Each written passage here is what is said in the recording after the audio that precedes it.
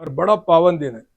अब आपको मैं बताता हूँ कि महाशिवरात्रि यानी क्या, क्यों मनाते हैं हम, आप लोग क्यों उपवास करते हैं, बात क्या है। सबसे पहले कथा आती है पीछे की, जब शिव जी के दो विवाह हुए, पता है आपको, एक सती दूसरी पार्वती। शिव जी की पहली पत्नी सती, हम पीछे जाते हैं। समुद्र मंथन हुआ था, भागवत मध्य कथा ऐकता तुम्हें, समुद्र मंथन हुआ था, उसमें पहला निकला था हलाहल विष। वो विष लेकर शिव जी के पास देवी देवता गए, आप इसे ग्रहण कीजिए। आप अगर ग्रहण नहीं करेंगे तो बाद में 13 रत्न कैसे आएंगे और 14वां रत्न अमृत बाहर कैसे निकलेगा। भोले बाबा कैलाश पर्वत पर आप ये ग्रहण कर लीजिए। बाजू में सती जी बैठी थी, शिव जी की पहली पत्नी। शिवजी ने अपने पत्नी की तरफ देखा, धर्म पत्नी कशाला म्हणतात त्यावेळेस पासूनच आहे, आता तर तुम्ही आज म्हणा धर्म पत्नी, त्यावेळेस सती काय म्हणते, तिने तो विचार नहीं केला कि मेरा पति ये पीकर मर जाएंगे, हलाल विष है। सती ने क्या, उन्हें पता था ये तो मेरे देवों के देव महादेव, इन्हें क्या होने वाला है, राम नाम शुरू रहता है, इन्हें क्या होने वाला है। तो सती ने कहा कि देखिए जी, आप लोक कल्याण के लिए विष ग्रहण कर लीजिए। और भोले बाबा ने वो विष ग्रहण किया। वो दिन आज का दिन था, रात का समय था, बोला हर हर। ये पहला महाशिवरात्रि का। दूसरा, महाशिवरात्रि क्यों मनाई जाती है, उसके बाद आते हैं। सती सती हो गई, अब उतनी कथा कहने के लिए हमारे पास समय नहीं है। पिताजी के यहाँ गई, सम्मान किया गया नहीं, महादेव जी के लिए आसन नहीं दिया, वो बैठ गई, योगाग्नि से भस्म हो गई और सती सती हो गई। फिर ये सती ने दूसरा जन्म लिया और पार्वती बनकर वो आ गई। पार्वती होने के बाद वो बड़ी होने लगी, शिव जी की आराधना करी और इन दोनों का विवाह संपन्न हुआ। जैसे तुमची माझी वरात निघाली तशी आपल्या देवाची वरात निघाली नहीं। ये वरात के अंदर भूत प्रेत नंग धड़ंग सांप बिच्छू सब पूरे जा रहे हैं और शिव जी बैठे हैं भस्म लगा के ऊपर। ऐसी बारात थी शिव जी की। और ये विवाह हुआ, ये रात्रि के समय 12 बजे हुआ, इसलिए आज के दिन जागरण को महत्व दिया जाता है, रात को 12 बजे। ये आज ही के दिन शिव पार्वती का विवाह हुआ था, इसलिए महाशिवरात्रि कही जाती है। महाशिवरात्रि, वैसे महाशिवरात्रि आती है साल भर आती है, कौन सी, त्रयोदशी जिसे हम प्रदोष कहते हैं, वो आती है, लोग उपवास करते हैं, शाम को भोजन करते हैं। अब एक बात ध्यान रखना कि आप शिव जी की भक्ति करो, विष्णु जी की भक्ति करो कि गजानन महाराज की भक्ती करो, एक बात ध्यान रखना कि सब एक है, अलग वेगळं काहीच नाही। जिथं तुमचं मन लागते तिथं मन लावून घ्या, झालं। मी आता एक महत्वाची गोष्ट सांगतो तुम्हाला, बघा, मैं पूजा करने के लिए बैठा हूं, मैं पूजा कर रहा हूं, उतने में मेरे को मोबाइल के ऊपर फोन आता है कि महाराज एक मेटाडोर में बहुत सारी गाय भरी हुई वो हैदराबाद कत्तल खाने में ले जा रहे हैं, आप जल्दी से आओ। तो मैं अगर आधुरी पूजा छोड़कर और गौमाता को बचाने के लिए जाता हूं तो पाप नहीं लगता, दोष नहीं लगता, क्योंकि आचरण बहुत श्रेष्ठ है।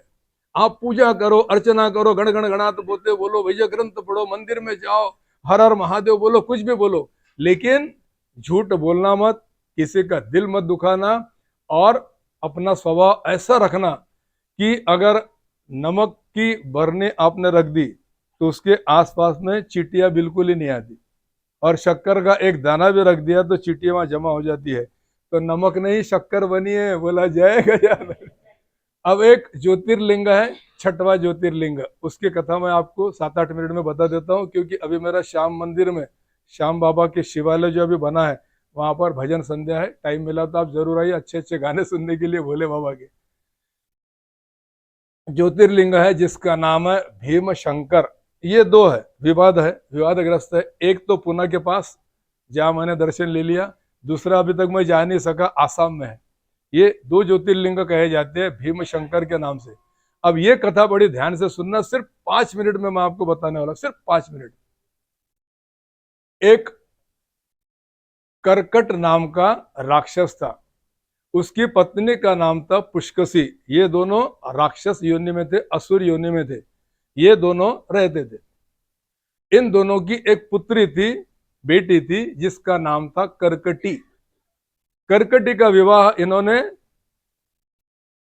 एक राक्षस था उसके साथ कर दिया, जिसका वध प्रभु श्री रामचंद्र जी ने किया। अब ये विधवा हो गई। विधवा आने के बाद ये अपने पिताजी और माताजी के पास रहने लगी, सह्य पर्वत पर। थोड़ा ध्यान देना कथा की तरफ, वहां रहने लगी। अब करकट और पुष्कसी ये दोनों तो राक्षसी थे। इन्होंने क्या किया कि भोजन करने के लिए, काट कर खाने के लिए निकल पड़े। अगस्त्य मुनि के शिष्य, जिसका नाम था सुतीक्ष्ण, बहुत पहुंचे हुए महात्मा थे, उनका वध करने के लिए भागे, उसको मारेंगे, काटेंगे और खाएंगे। तो सुतीक्ष्ण को क्रोध आ गया और उन्होंने क्रोधाग्नि से इन दोनों को भस्म कर दिया। करकट और पुष्कसी इन दोनों को भस्म कर दिया। अब करकट ही रह गई अकेली पुष्य पर्वत पर। पहला पति जो था वो तो मर गया, उसका वध प्रभु श्री रामचंद्र जी ने किया था। अब ये यहाँ अकेली रहने लग गई इस पर्वत पर। एक बार रावण का भाई कुंभकर्ण उसी रास्ते से जा रहा था। अब वो तो आपको मालूम है कुंभकर्ण रावण कैसे थे।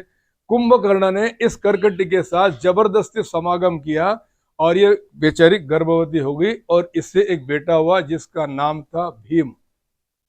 एक बार भीम अपने माँ से पूछता है कि माँ, मेरे पिता कौन थे?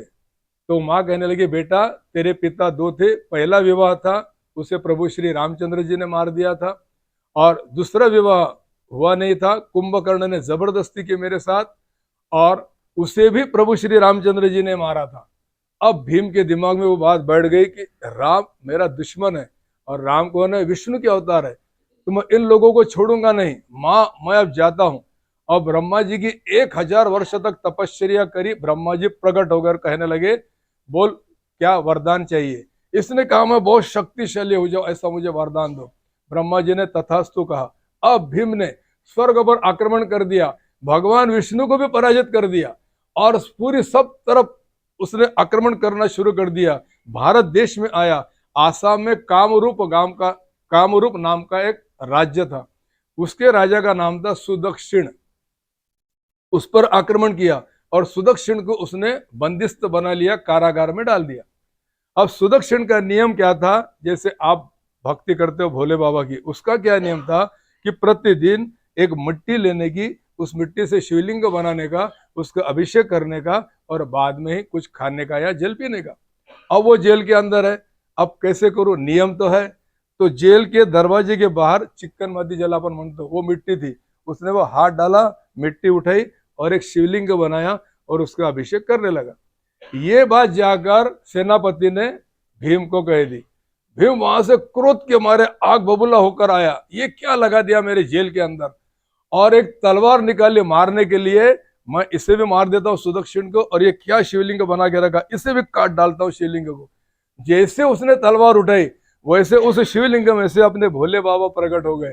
बोला हर हर महादेव जी वहां पर प्रकट हो गए और क्रोध के मारे उस भीम को गला काट दिया। हमारे भोले शंकर बाबा ने उसका वध कर दिया।